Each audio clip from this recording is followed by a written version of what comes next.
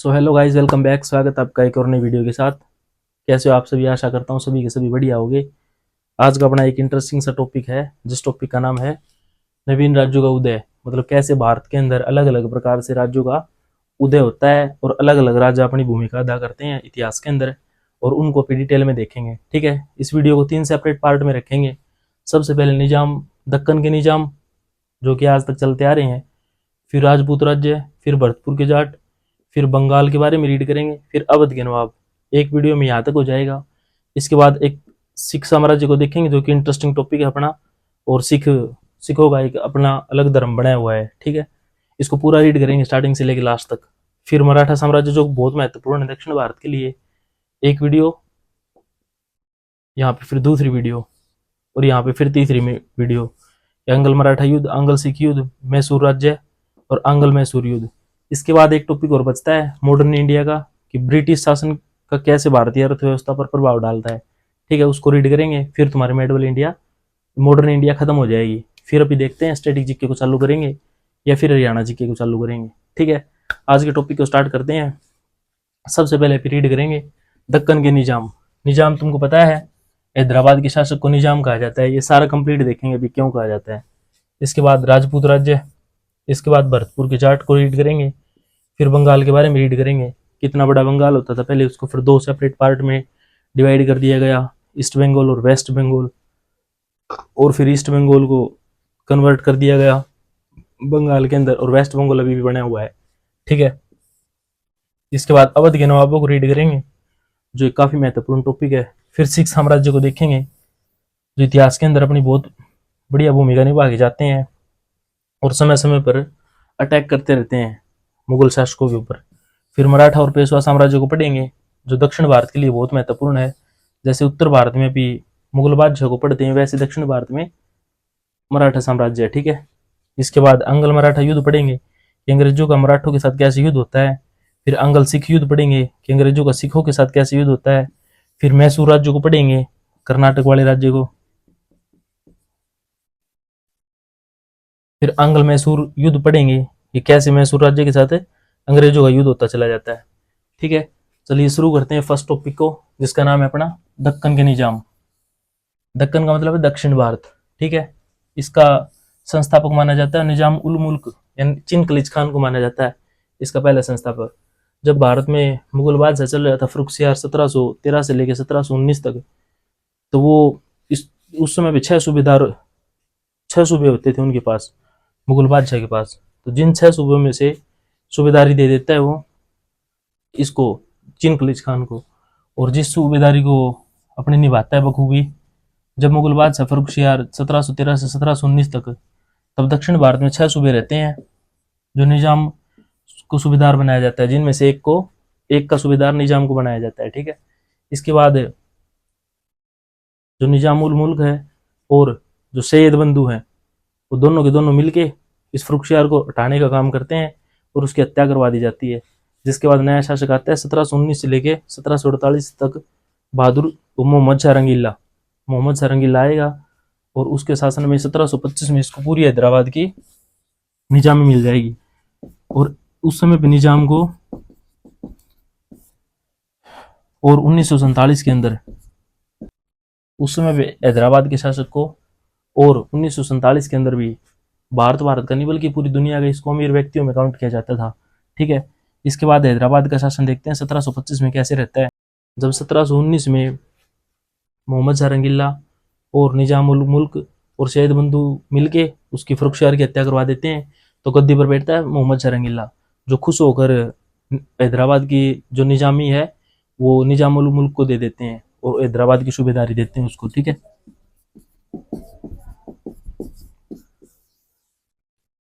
और कंप्लीट हैदराबाद का शासक बन जाता है फिर निजाम उल मुल्क। सबसे पहला निजाम उल मुल्क को शासक बनाया जाता है, और जैसे ही शासक बनता है तो अपनी दक्षिण भारत की जो राजधानी है वो हैदराबाद को बना दिया जाता है। दक्षिण भारत की राजधानी हैदराबाद को बनाया जाता है। हैदराबाद को बनाया गया दक्षिण भारत की राजधानी। इसके बाद 1729 में एक छोटा सा युद्ध होता है, पालखेड़ा का युद्ध, निजाम के बीच में और पेशवा बाजीराव प्रथम के बीच में, जिसमें पेशवा बाजीराव प्रथम युद्ध को जीत जाते हैं और निजाम उल मुल्क उनकी सारी की सारी शर्तों को मान लेते हैं, और एक छोटी सी संधि होती है जो कि महत्वपूर्ण है, शिवगांव की संधि। पेपर में डायरेक्ट क्वेश्चन देखने को मिलता है, शिवगांव की संधि किन किन के बीच में हुई? तो निजाम के बीच में और पेशवा बाजीराव प्रथम के बीच में। ठीक है, पेपर में देखने को मिलता है कि शिवगांव की संधि किन किन के बीच में हुई, तो निजाम के बीच में और पेशवा बाजीराव प्रथम के बीच में।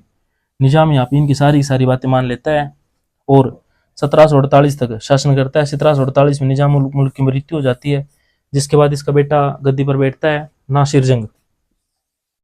और नासिर जंग अपने चाचा के लड़के थे, छोटा सा युद्ध करता है जो महत्वपूर्ण नहीं है, और युद्ध को जीत लेता है नासिर जंग। इसके बाद गद्दी पर बैठता है नासिर जंग, और नासिर जंग अपने शासन को आगे बढ़ाता है। और 1798 में नासिर जंग से पूरा दक्कन छीन लिया जाता है अंग्रेजों के द्वारा। और किस अंग्रेज के द्वारा? लॉर्ड वेलेजली के द्वारा। ठीक है, यहाँ तक अपना पूरा दक्कन का जो निजाम है कंप्लीट हो गया है। इससे बाहर क्वेश्चन जाएगा नहीं, जो कि इंपॉर्टेंट कर रहे हैं अभी, क्योंकि कम्पिटिटिव एग्जाम्स की यही बात रहती है, फैक्ट वाइज क्वेश्चन ज्यादा आते हैं, बल्कि थ्योरी वाइज कम आते हैं वन डे एग्जाम के अंदर। ठीक है, इसके बाद आगे कंटिन्यू करेंगे राजपूत राज्य को। ठीक है, अब आगे देखते हैं।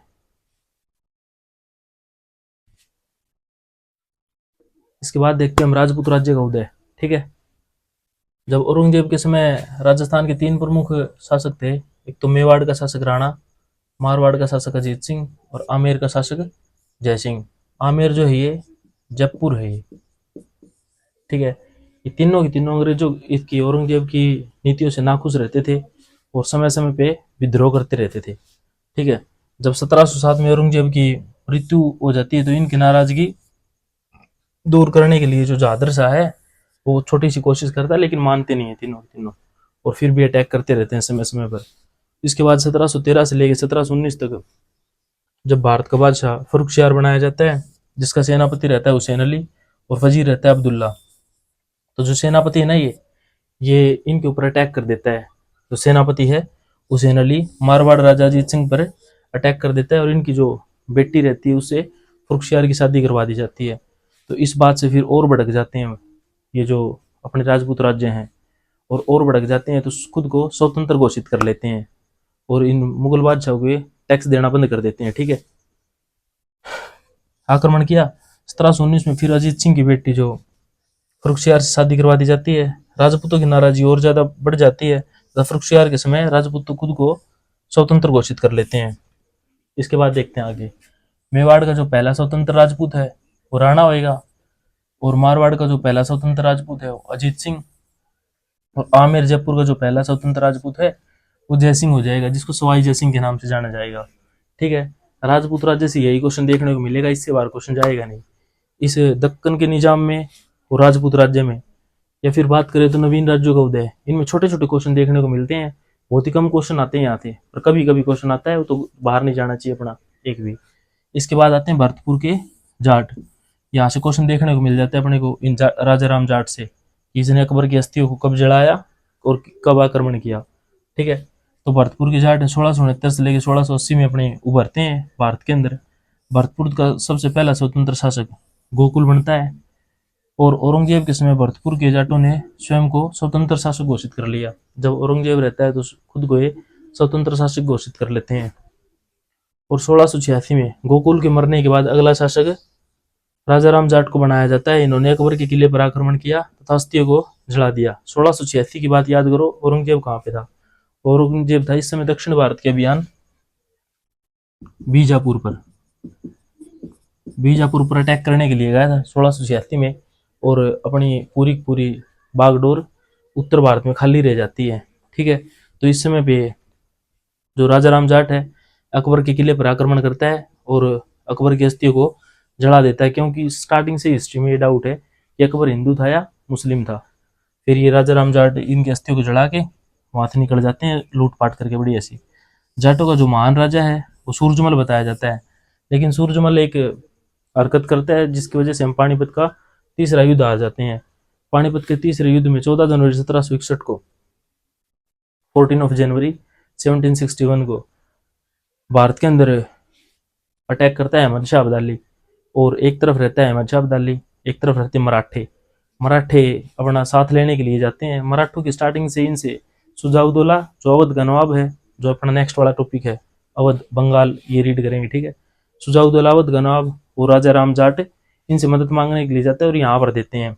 और एक तरफ रहते मराठे, और एक तरफ तो हो गए मराठे शुजाउद्दौला और सूरजमल, और एक तरफ है अहमद शाह अब्दाली।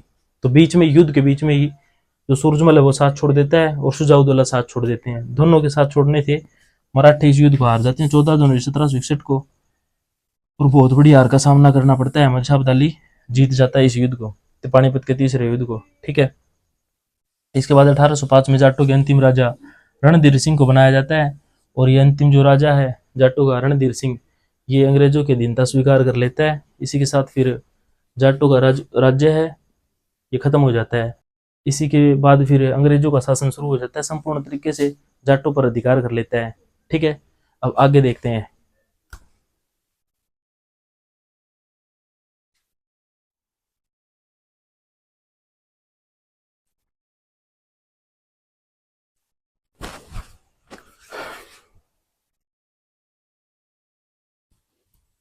इसके बाद देखते हैं बंगाल के अंदर कैसे शासन किया अंग्रेजी अधिकारियों ने। ठीक है, और बंगाल का उदय कैसे हो पाया।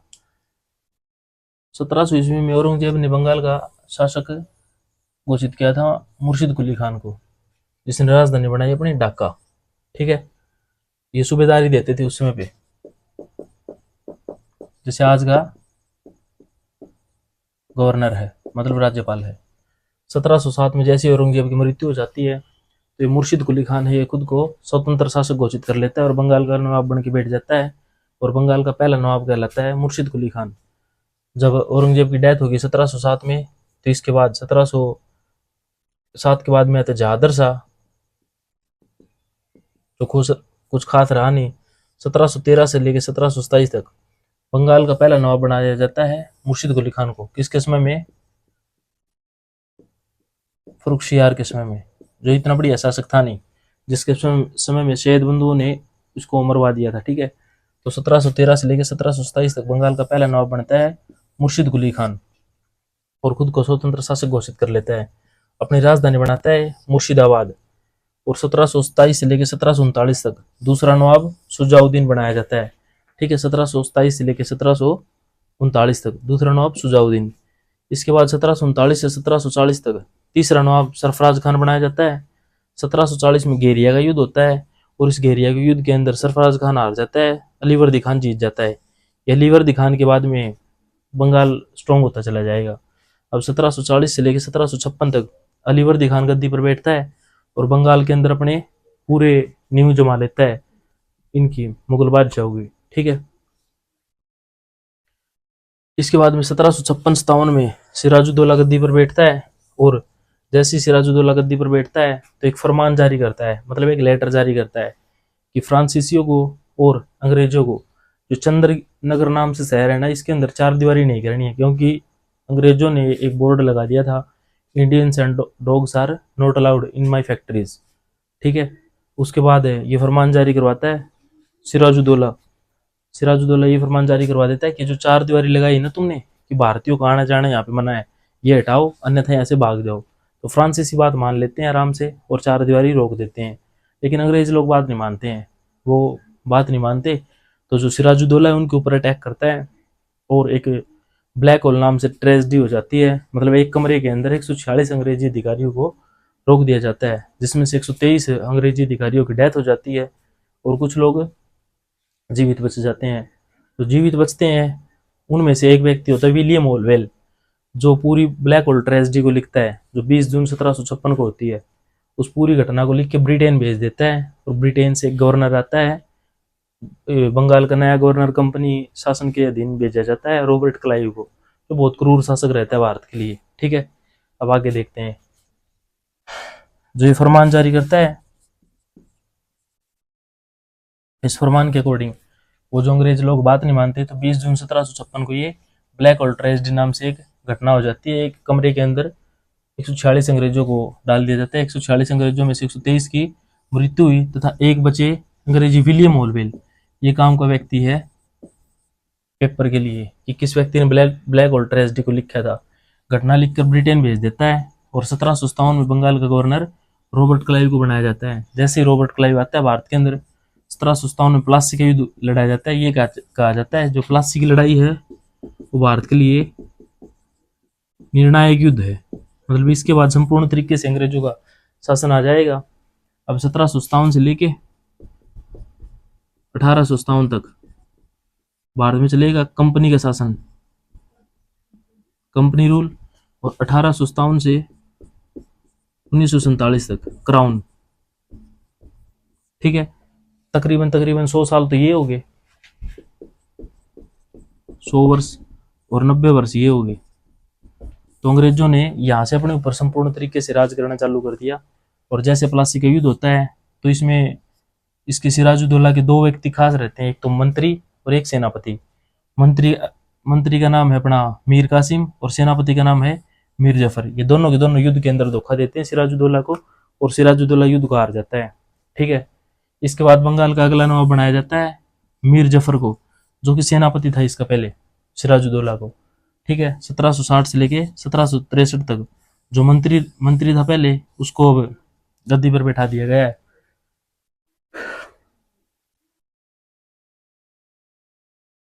बंगाल का अगला नवाब बनाया जाता है मीर जफर को, जो सेनापति था 1757 से लेकर 1760 तक। पर ये खास कुछ रहता नहीं है। इसके बाद गद्दी पर बैठता है 1760 से 1763 तक मंत्री मीर कासिम, और ये बढ़िया साबित होता है भारत के लिए। इसको समझ में आ जाता है कि जो अंग्रेज लोग हैं ना, मधुमक्खी के छत्ते की तरह हैं, मतलब शहद तो दे रहे हैं, पर जैसे ही इनके पास जाओगे तो कांटा चुभवा देंगे बहुत भयानक तरीके से। क्योंकि एक लेटर लिखता है अवध के नवाब शुजाउद्दौला के पास और मुगल बादशाह बहादुर शाह आलम द्वितीय के पास में। ये कहता है कि हमको ना एक अंग्रेजों के खिलाफ में एक बढ़िया सा युद्ध लड़ना चाहिए, और हम अंग्रेजों को भगा देते हैं भारत से, नहीं तो पूरे भारत को नोच नोच कर खा जाएंगे। इसको समझ में आ गया था मीर कासिम को। 1760 से लेकर 1763 तक रहता है। अब ये संदेश भेजता है मुगल बादशाह बहादुर शाह आलम द्वितीय के पास में और अवध के नवाब शुजाउद्दौला के पास में। अब शुजाउद्दौला सोचता है जो अवध का नवाब है कि एक बार मैंने युद्ध के अंदर धोखा दे दिया था, पानीपत के तीसरे युद्ध के अंदर 14 जनवरी 1761 को जो युद्ध हुआ था, लेकिन अब की बार भारतीयों का संपूर्ण तरीके से साथ दूंगा मैं, और फिर ये साथ देता है। ठीक है, तो 1764 में होता है ये बक्सर का युद्ध, जो कि भारत के लिए एक सुई की तरह काम करता है, गले की सुई के लिए। 1764 में होता है बक्सर का युद्ध, जो भारत के लिए बहुत ही खतरनाक युद्ध रहता है। इस युद्ध के बाद अंग्रेज लोगों ने भारत के ऊपर द्वैध शासन चालू करवा दिया तथा भारत की लूट चालू करवा दी। ठीक है, जब यही कहा जाता है ना कि भारत की लूट, सोने की चिड़िया रहता था भारत पहले, इसके बाद लूट लिया गया। तो 1764 के युद्ध को हारने के बाद 1765 से लेकर जो 1772 तक का जो कार्यकाल है ना, 7 वर्ष का, इसमें संपूर्ण भारत को खाली कर दिया गया था, मतलब पूरे सोने को ढो दिया गया था, पहुंचा दिया गया था पूरा ब्रिटेन के अंदर। ठीक है, अब युद्ध देखते हैं 1764 में बक्सर का युद्ध। एक साइड रहता है एक्टर मुनरो और एक साइड रहता है शाह आलम द्वितीय मुगल बादशाह, अवध का नवाब शुजाउद्दौला और मीर कासिम। ठीक है, ये एक्टर मुनरो जीत जाता है, ये तीनों के तीनों युद्ध को हार जाते हैं, और इनके हारने के बाद पूरी पूरी बागडोर चली जाती है फिर अंग्रेजों के हाथ में। और यहाँ पे फिर जो रॉबर्ट क्लाइव है, ये एक संधि करता है शुजाउद्दौला से और मीर कासिम से। संधि के तहत इनसे ये ले लिया जाता है, बंगाल ले लिया जाता है, उड़ीसा और मद्रास, इनके ऊपर संपूर्ण अधिकार अंग्रेजों का हो जाता है। बंगाल उस समय पे व्यापार की दृष्टि से बहुत बड़ा क्षेत्र रहता था, इसलिए इनके ऊपर अंग्रेजों की दृष्टि रहती थी। ठीक है, 1765 की संधि के अनुसार बंगाल, उड़ीसा और मद्रास पर अंग्रेजों का अधिकार होता है। 1765 से 1772 तक इनको संपूर्ण लूट लिया जाता है, और बंगाल के अंदर लगाई जाती है डबल टैक्स प्रणाली। जैसे एक स्टेट की टैक्स रहती है, एक सेंटर का टैक्स रहता है, जैसे CGST और SGST जो आज भी लगता है। ठीक है, उस समय पे लगाई गई कि एक तो तुमको अपने क्षेत्र का टैक्स देना पड़ेगा और एक संपूर्ण भारत के लिए टैक्स देना पड़ेगा। तो 2 टैक्स लगाए गए बंगाल के अंदर। इसके साथ फिर बंगाल वाला टॉपिक खत्म हो जाता है। अब आगे देखेंगे अवध के नवाबों को। ठीक है, तब तक मैं इसको इरेज कर देता हूँ, तुम लोग पानी वानी पी लो और खुश रहा करो जीवन में। पढ़ाई वढ़ाई ऐसी चलती रहेगी सारी लाइफ टाइम तक, और अपनी एक बढ़िया सी जॉब ले लो और फिर लाइफ में सेट हो जाओ। ठीक है, अब आगे कंटिन्यू करेंगे।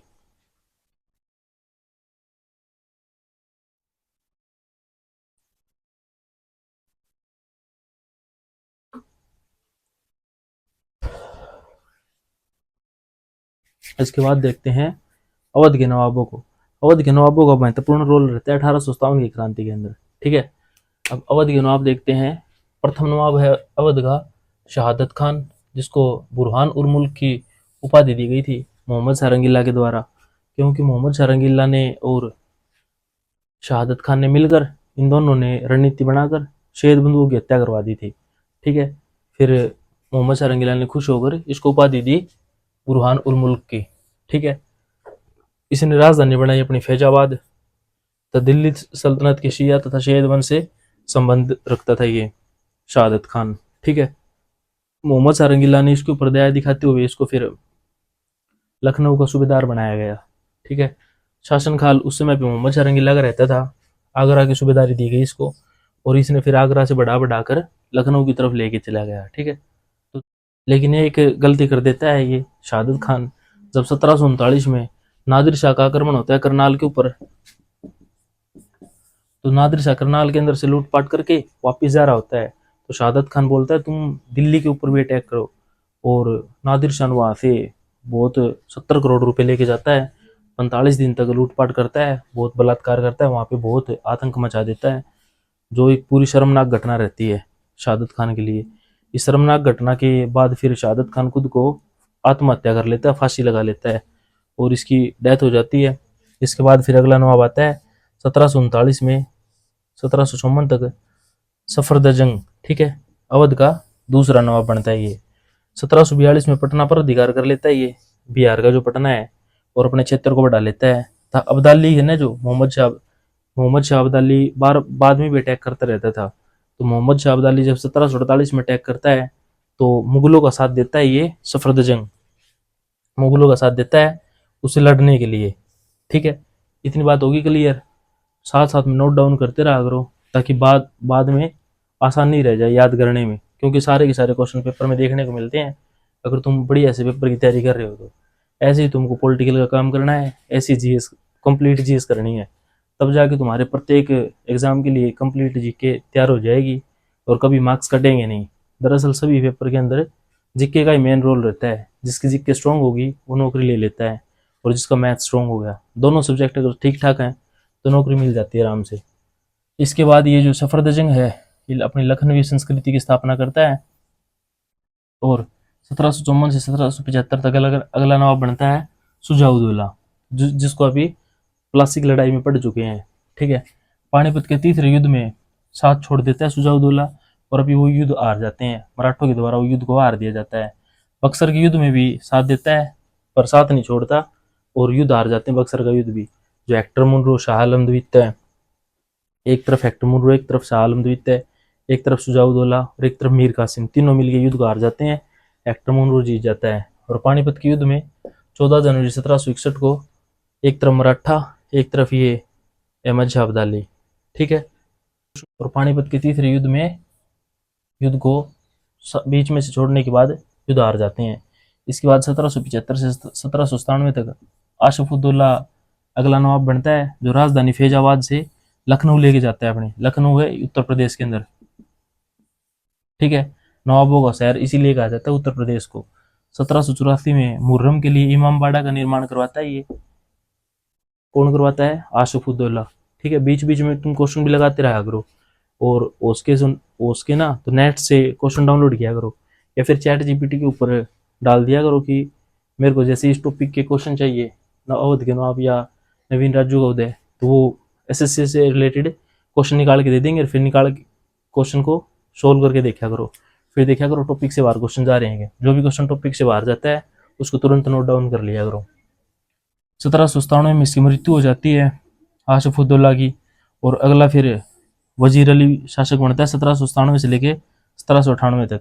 ठीक है, शहादत अली 1798 से 1814 तक शासक बनता है। आगे के इतने खास महत्वपूर्ण है नहीं, और अंतिम नवाब बनता है 1814 के बाद में भी कुछ खास महत्वपूर्ण नहीं है। तो अंतिम नवाब को देखते हैं 1847 से 1856 तक। कौन बना है? वजीद अली शाह। ठीक है, अब डलहौजी ने आरोप लगाकर हड़प की नीति के इसको हत्या करवा देता है वजीद अली शाह की, और जब इसकी हत्या करवा देता है, इसको हड़प की नीति के अकॉर्डिंग 7वां राज्य में काउंट किया गया था, और हड़पने में इसका 7वां नंबर रहता है।